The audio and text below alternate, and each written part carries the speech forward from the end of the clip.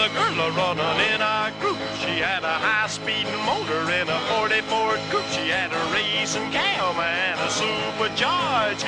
Look at Buddy, hot rod at large. She's a hot rod.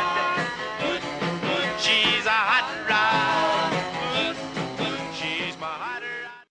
Let's go to the car phone. Hey, let's talk to somebody here and see. Hey, you're on with the car guy. What's happening? Hey, George. Yeah. Hey, I got two older cars, and they're Toyotas, and I've been using, conventional oil for years, and I went with a mix, 530. I wonder if I could go pure synthetic with them. Now, the one car's got about 120,000 miles on it, and the other one's got about 180. Could I go to pure synthetic oil? Well, you know what? I got to tell you what I would do if it was my two cars with that kind of miles. Valvoline, I use Valvoline products, but Valvoline is one of the companies, and they all make them. Quaker State, everybody makes what they call their high mileage synthetic blend. It's for cars. It's designed specifically for cars with over 120,000 miles. You want the high mileage blend, and I'm telling you, it's good stuff. It keeps them from burning oil. You don't want to go pure synthetic when you have this available. This is designed for the cars that have the older engines in them. Okay, well, that's what I've been kind of using, but I just wonder if I could go pure synthetic. So that'd be a little cheaper using the mix. So you always that's what I needed to know. You always can go pure synthetic, but sometimes you don't want to. And if you have that kind of mileage on it, I would stay with the high mileage blend. It's great stuff. Yep. Well, that's what I've been using, and I just wonder if I could go just pure synthetic and then take a little longer between oil changes, because they say that synthetic, lasts a little longer than, oil changes. So I understand. But I still... Okay, George, I'm an old gearhead from Lansing, and nice talking to you. I like your show. It's a pleasure, buddy. Thanks for calling. That's great. Another old gearhead out there. That makes two of us. Actually, if you go to Blue Top, that makes about 24 of us because we're all hanging out there. I know they're there. Now, what I don't get, if all these electric cars are out there, don't they figure into this? The more electric cars, this should be growing like crazy because the miles per gallon, the average miles per gallon of those cars is 0. Even the hybrids is 50 and 60 miles per gallon. How come this isn't going fast? How come we're not leaping and bounding to some new things? I don't know. Maybe there's just not enough electric cars out there, huh? That could be. It's a possibility. I don't know. But I think it should be growing a lot faster than this. Ford is moving its autonomous driving and research facility and development facility. They're combining all these people from around the country to an abandoned building in Detroit. They're consolidating several teams from around the country, and they're spending millions in renovations and setting up this new test facility and research and development facility in Detroit.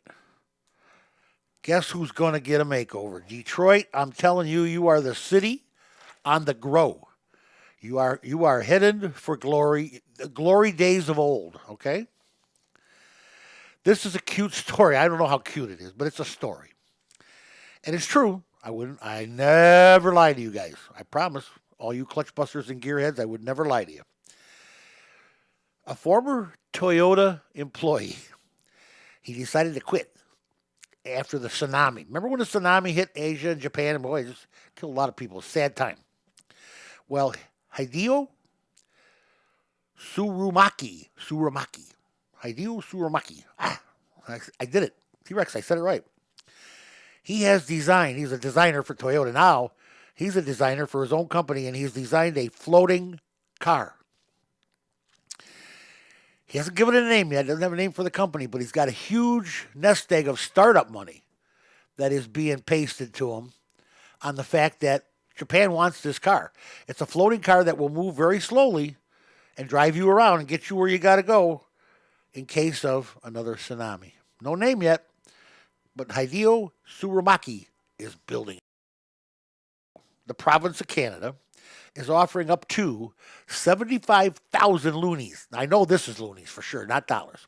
75,000 loonies, or I think that's 150,000 doofuses. because doofuses are 50 cents. Loonies are $1. And pea brains, they're a penny.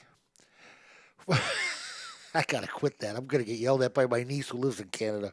She's listening right now. I know she is. For buyers of electric semi-trucks or trucks, big trucks. A move that should probably please Tesla and bid. The Chinese people bid are building a big semi. Tesla's building a big electric semi. And if you buy one, the government of Ontario is going to give you 75,000 loonies. How about that, Elaine? I'm telling you. All right. FCA, I don't know why I do that to my niece. She's such a nice kid. FCA Chrysler is pulling its truck assembly out of Mexico and relocating back at the Warren, Michigan plant after a $2 billion investment in that plant. Going to dial it all up and start building their trucks here. They're heavy trucks. They're F-250s, 350s.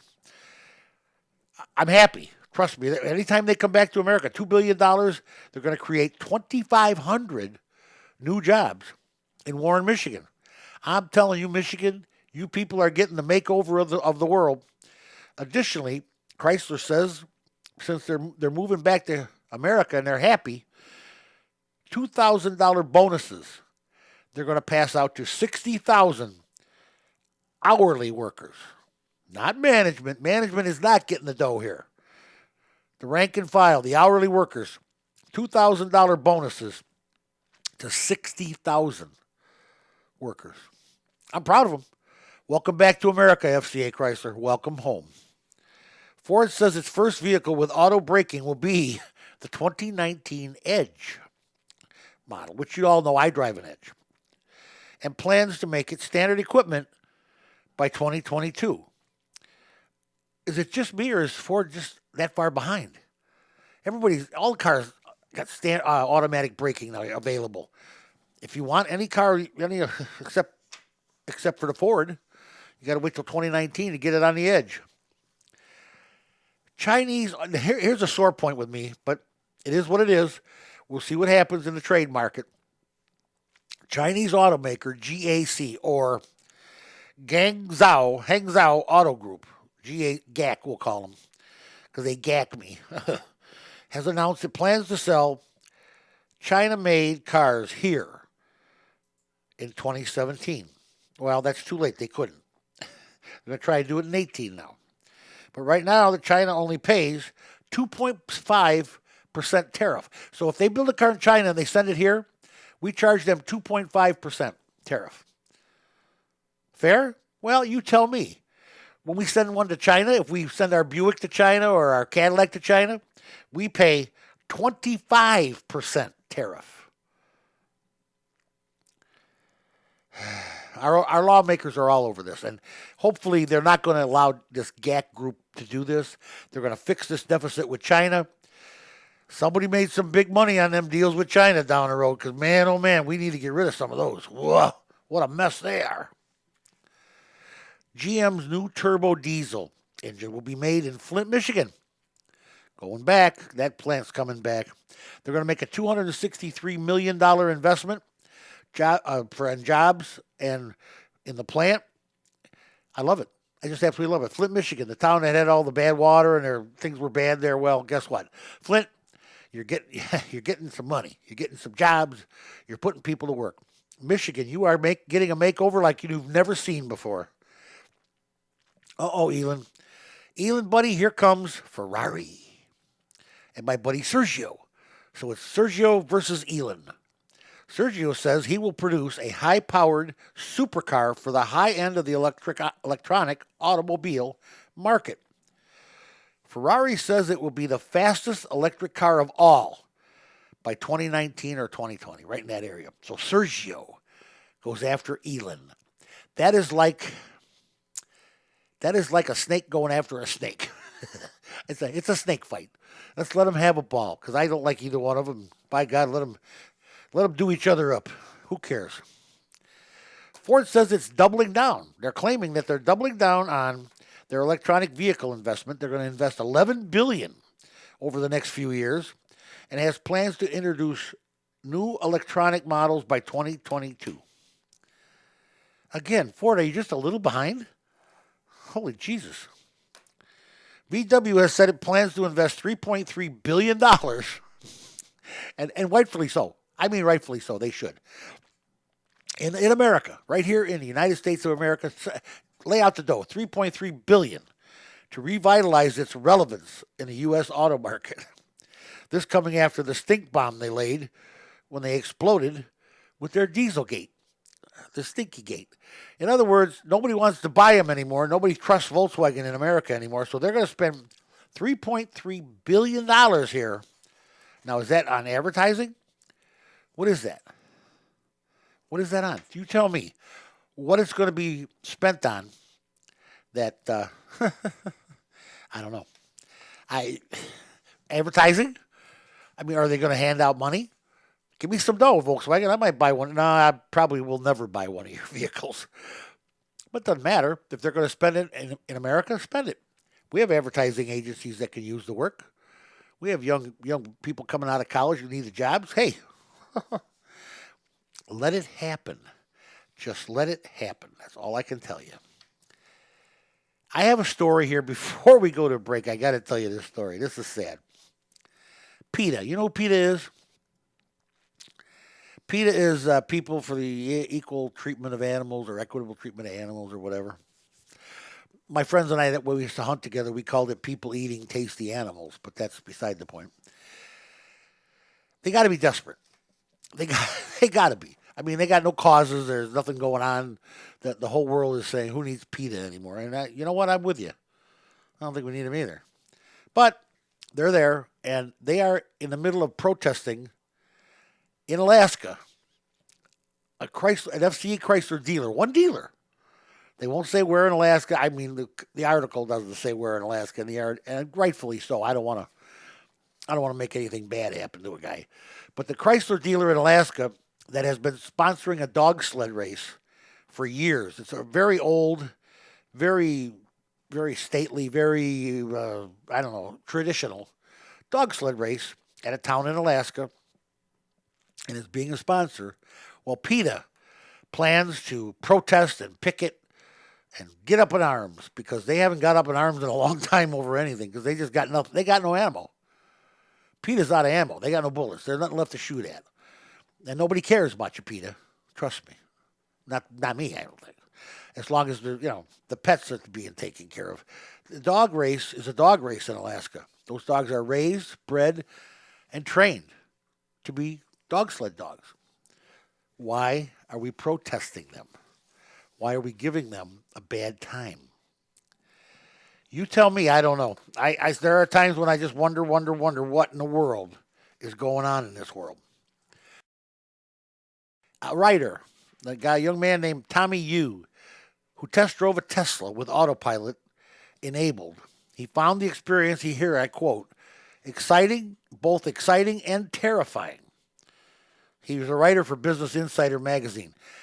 I quote, Autopilot is slightly terrifying when you first activate it, just from the fact that it goes against every instinct and muscle memory you've been taught about driving.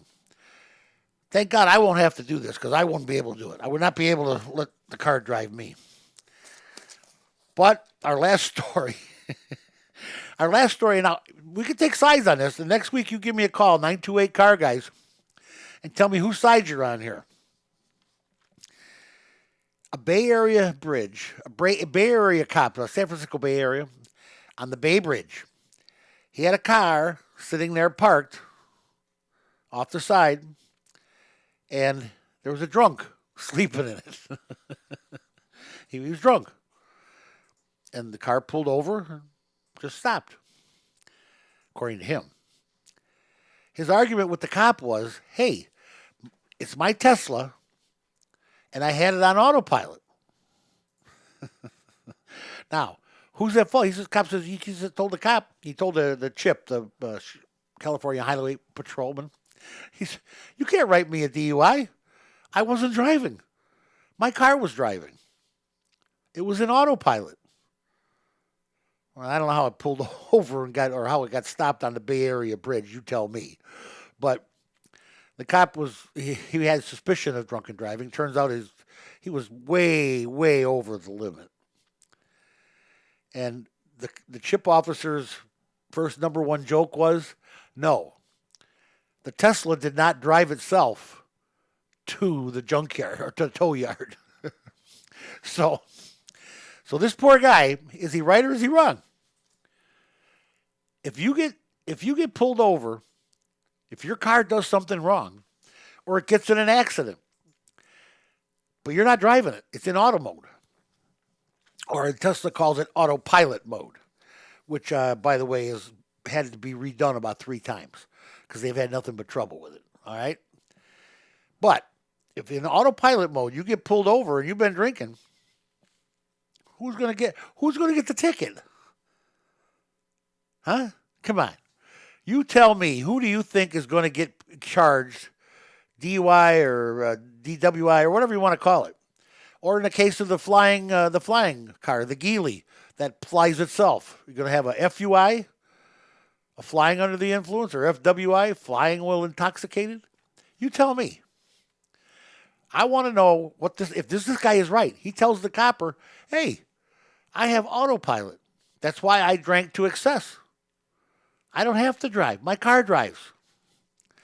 I think he was kind of using it, but that's beside the point. It begs the question. It brings it out. Something I've said all along. What if there's a wreck? What if there's a DUI? Who is at fault? You tell me. Do we write Elon Musk a ticket? I'd be glad to. You know I would. He could have 200 DUIs in one weekend because he built the autopilot that drove the drunks home. Now this is funny stuff to me. I don't know about you, but I'm getting a kick out of it.